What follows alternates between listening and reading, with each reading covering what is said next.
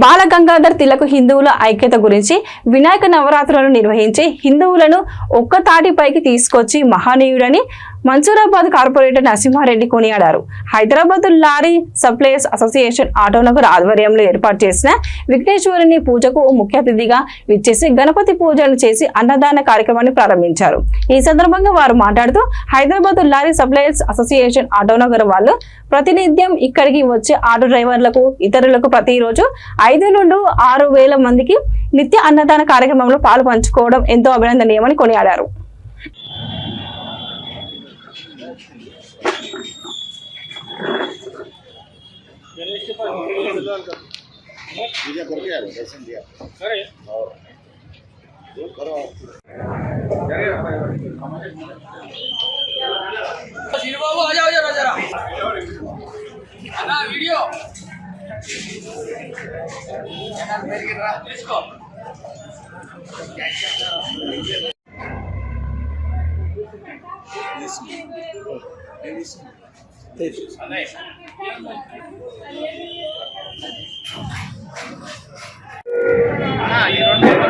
Serial ప్రకారంగా రావాల్సిందిగా కోరుతున్నాము.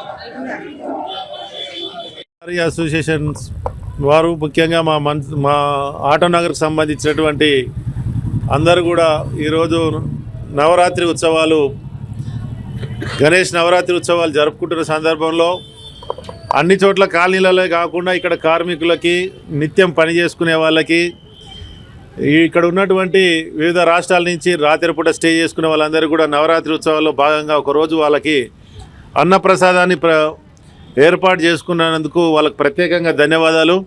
ముఖ్యంగా ఈ చుట్టుపక్కల ప్రాంతాల్లో లారీ అసోసియేషన్ వాళ్ళు ఎక్కడెక్కడనో ఒక్కొక్క రోజు ఇంటికి నెల రోజులు కూడా ఇంటికి పోని వాళ్ళు ఉంటారు, పని చేసుకునే వాళ్ళు ఉంటారు. వారందరినీ కూడా ఈ భారతదేశంలో కానీ ప్రపంచంలో కానీ మొదటి పూజ చేసుకునేది వినాయకునికే.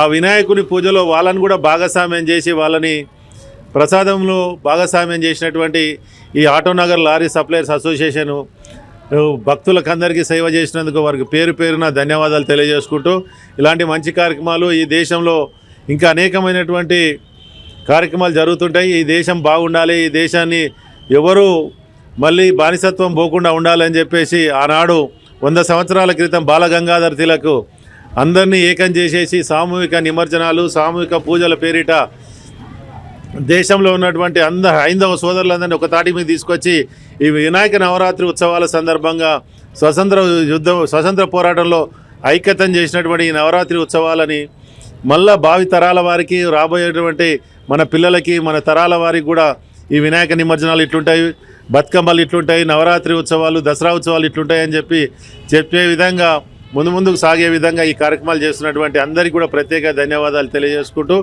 ఈ రోజులలో రాబోయే రోజులలో మీరు కూడా చూస్తుంటారు, గతంలో చూస్తున్నారు, బంగ్లాదేశ్ లాంటి పాకిస్తాన్ లాంటి దేశాలలో హిందువులు కనీసం బతకలేని పరిస్థితికి వచ్చింది. హిందువులు బొట్టు పెట్టుకుంటేనే కనీసం బంగ్లాదేశ్లో చంపేసే పరిస్థితి తీసుకొచ్చారు. ప్రపంచం మొత్తం కూడా ముస్లింలు క్రిస్టియన్లు దేశాలు ఉన్నాయి, కానీ హిందువులందరికీ కూడా ఒక పండుగ చేసుకునేదన్నా ఓ విగ్రహం